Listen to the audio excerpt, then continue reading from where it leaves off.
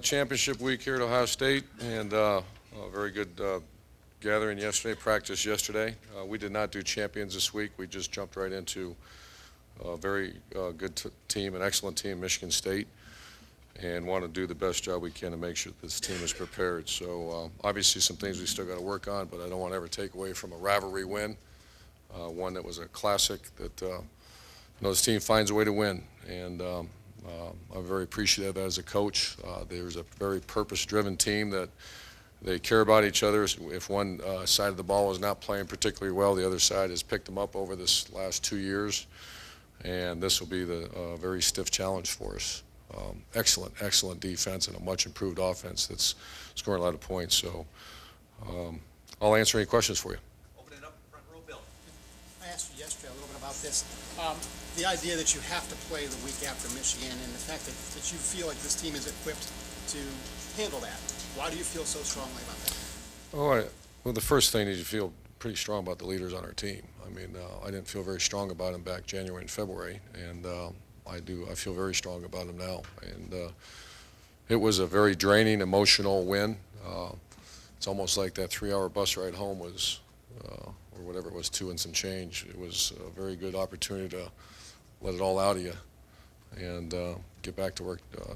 When was it, on Sunday? So I'm concerned about it, but I trust our leaders. And now that you had a little bit of time to look at Michigan State, what are your dominant impressions of them? As fine a defense as there is in America. Very good players, excellent scheme, well coached. I have not studied their offense a lot. That's usually on Tuesday. I listen to our coaches, and I just look at statistically what that quarterback and the running back and those guys have done. It's from day one, game 1 to game 11. There's most improved offense, maybe certainly in the Big Ten, maybe one of the most improved in America. Front row left, Doug. Urban, is there anything, you guys played a close game with Michigan State last year, obviously. Anything learned from that? Yeah, I learned quite a bit. I happened to just walk out of the room, and they were very good. We were not very good. You know, I'm not taking anything away from Michigan State because they're excellent. But we're much better offense than we were a year ago, and but that was a street fight last year, certainly between the tackles, and we have to be ready for that. And evaluating again, removed from it, the way the defense for Ohio State played on Saturday. I mean, how much better does it have to be? Yeah, we won't win the game. I mean, you won't win that game this time. It's just very simple. We have to play much better. What was it most of all that concerned you? Our pass defense surfaced again and lack of contact on the quarterback, and we just had some guys running open, and it's it's a combination. If you could say it was one thing, then I'd say it was the one thing, and I trust that we'll get it fixed. I trust these guys will be locked and loaded and have a good week of preparation. Obviously, you guys want to stay in the moment and keep the focus on this game. How difficult is it to do that when there's a lot of outside politicking going on? I think Auburn's athletic director said it'd be a disservice and un-American for a one-loss Auburn team not to be there. How difficult is that for you not to want to jump into the fray and sort of defend your team? For me, yeah. I'll have a comment on Sunday. I mean, we play a game. You know, for someone to ask about something after this game, I mean that's cheating my football team, and there will be no conversation about what happens after this game till after the game. I mean, we gotta go watch Michigan State's defense and see if we have any comments about something after this game. So. Front row right, Austin. You talked before the season, throughout the season, about how you wanted the offense to be 50-50 run to pass. It seems the last couple of weeks you're getting further away from that. Yeah. Concern, or is it just, I mean, obviously you're running the ball well. A little concerned. I mean, especially with you see who's coming. I did not anticipate us to run the ball like we did. You know, we had a lot of respect for our rivals' run defense, and if there was some vulnerability shown on film, was actually in pass defense. But Tom and myself, got into a little bit of a rhythm as far as some formations and some ways we were running the ball at them. So we did. You know, we threw a touchdown pass to Jeff Hireman, but we felt like, I mean, you're getting some big yards per crack, and both Carlos and Braxton run the ball at a very high level, So that's the only reason. There was no other reason other than that. How important is it to have the complement of Carlos between the tackles and what Braxton can do on the perimeter as well? Well, Carlos is pretty good on perimeter too, and then Dontre, Dontre and maybe a Jay Hall, Jordan Hall. That won't happen this week. We're going to have to get some perimeter runs, and that's if you had to probably I haven't done this stat yet. I will at the end of the year, but half of our yardage is perimeter runs too, and not just Braxton. So this will be that what you just mentioned, balance. When I consider balance, I mean outside inside run game, and then obviously short pass and vertical pass. And we have to this week. We'll have to be very balanced. Would you want 25% in all four? I mean, parsing it from 50-50 down to 25. Want a W. Front row, Tim. Yeah, Urban, along those lines, have you gotten any word from the Big Ten about Dontre Wilson, Marcus Hall, et cetera? No, we're still in conversation with them, and I know Gene is, and when I hear something, we'll hear something. And championship quarterbacks go about it different ways, but they all seem to have, I guess, some similar qualities. What do you see about Braxton Miller that tells you he's a championship caliber style quarterback?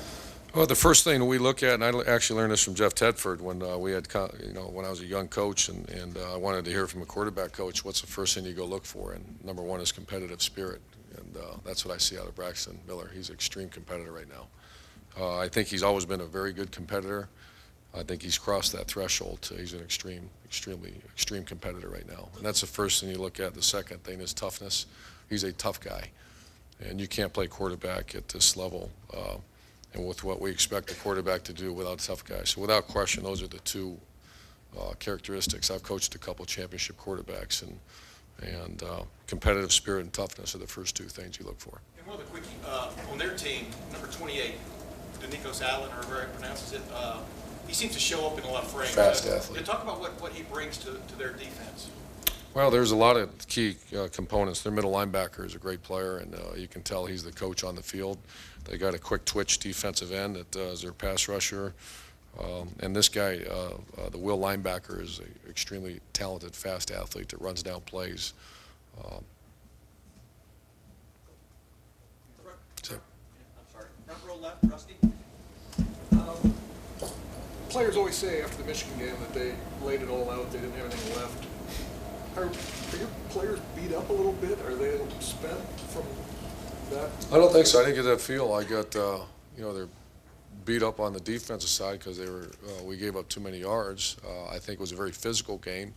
But we've played, I think, Iowa, I think a team up north, and I think we've had some bruisers because we've turned in that kind of style of offense, which is the kind of offense we want to be. I think they're sore, and I got to be smart this week what we do. But no, as far as energy and focus and like, throwing the fact that it's finals week here at Ohio State this week too. I mean, we got to be really efficient with our time with these guys. Along the same lines of finals week and all the other distractions, if the Big Ten were to come down with something further penalties, would that be how big of a blow would that be? Well, it'd be a blow, and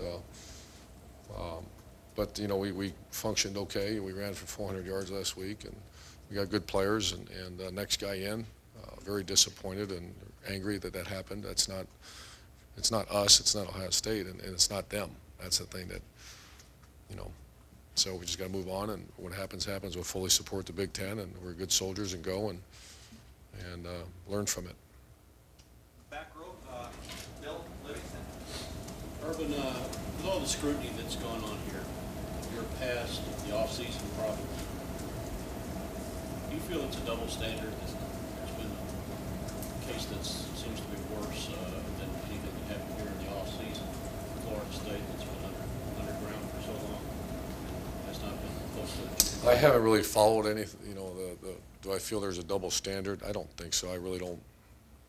I think people get disappointed when they hear that I don't really read much and listen much, and I go to work and I go home. So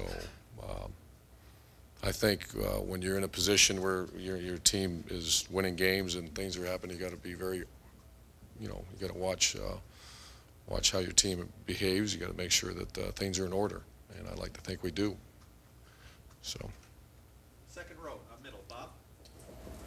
Yeah, Urban, I'm curious, you used to always hear coaches say defense wins big games, and I know college football's changed a lot.